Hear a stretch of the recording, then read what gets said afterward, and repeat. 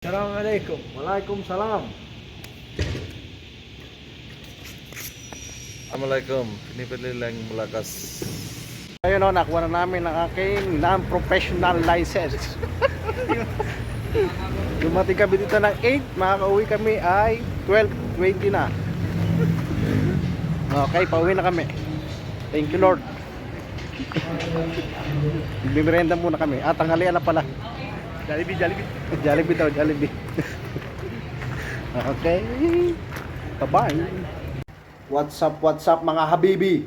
Ngayon ituturo ko sa inyo kung paano pagkuha ng non-pro driving license. Pagkuha ng non-pro driving license, dadaan ka muna sa student permit. Sa student permit, dadaan ka muna sa mga driving school. Sa driving school, kailangan mag-apply ka na ngayon kasi konti lang available nila minsan na slot. Hahanapan ka pa nila ng slot. Ngayon, pag nakapag-apply ka na, pagbabayaran ka nila ng 1,000 para sa theoretical driving course. Certificate siya. 2 days seminar with exam. Tuturo sa inyo yan ang regulatory sign, informative sign, danger sign, paid marks, marking. Magagamit nyo yan sa pag mag-exam kayo, pag kukuha kayo ng non-pro. TDC, Theoretical Driving Course, 1,000 siya. Tapos pagyari niyan, kukuha kayo ng PDC naman. Sa PDC, magagamit po yan sa pagkuha ng non-pro. Yung TDC naman, kukuha niyan sa student permit. Sa PDC naman, sa practical driving course, 1 day seminar. Tapos pagdadriving kayo ng motor. Saka 4 wheels.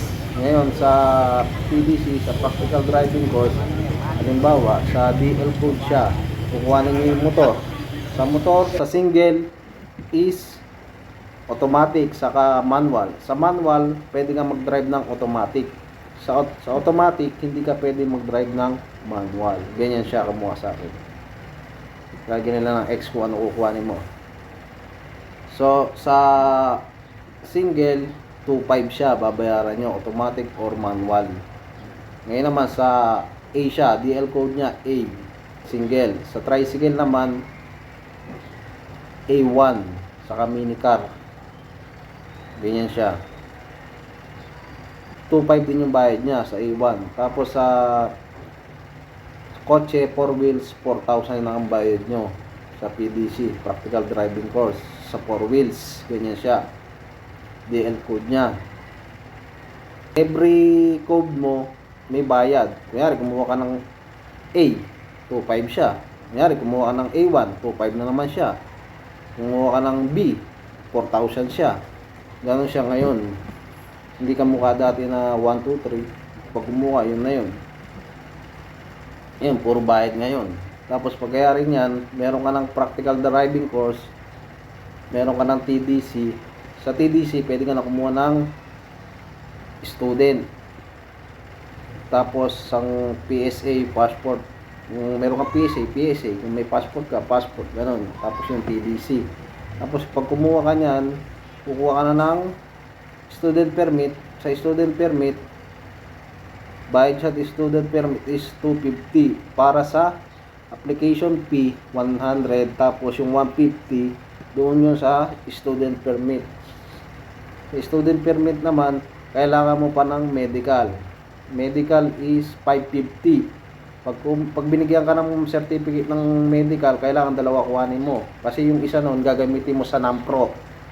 Yung isa naman, kukuhanin mo sa student permit. Kapag usually, dalawa naman binibigay kasi yung kapatid ko, isa lang binigay sa kanya. Kaya, another 550 na naman, kumuha na siya ng non-pro sa LTO. Ngayon, yung student permit sa LTO din yung kukuhanin yan. Pag kumuha ka ng student permit, magagastos mo is 800. 250 sa student permit, 550 naman sa medical. Ngayon, pag nakakuha ka na yan ng student permit, Sa student, kailangan mo ng portal at Gmail. Pag kukuha ka na ng Pro, dadali mo yung PDC student permit. Ng Pro, magbabayad ka ng 100 para sa exam.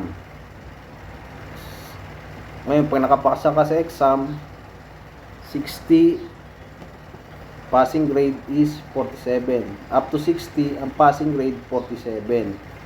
Pag na 47 ka above, pasado ka. Ngayon, pagkayari, may rent doon. Kung wala kang dalang sasakyan, pwede kang mag-rent sa kanya. Ang motor is 300. Tapos sa kotse, 500. Rent. Tapos pagdadriving ka nila. Tapos pag nakapasa ka na nun, hihintayin mo na lang NAPRO mo, re-release na nila nun. Babayad ka na ng 585 sa NAPRO. Ito na yan. Ito na yung lisensya. Yun lang, kadali. Mahaba lang proseso. Thanks for watching.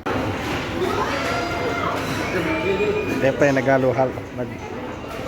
Siyempre nag-inasal muna kami. Okay, pag-pray mo na. Tuwan-tuwa yan, no?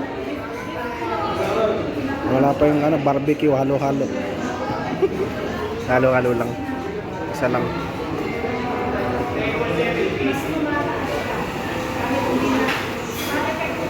Taon lang yun. Yun po, nakapasa. Pass. Kukuha ko na ang NAPRO ko. Tatawagin kami sa window 5. Okay na. Thank you, Lord.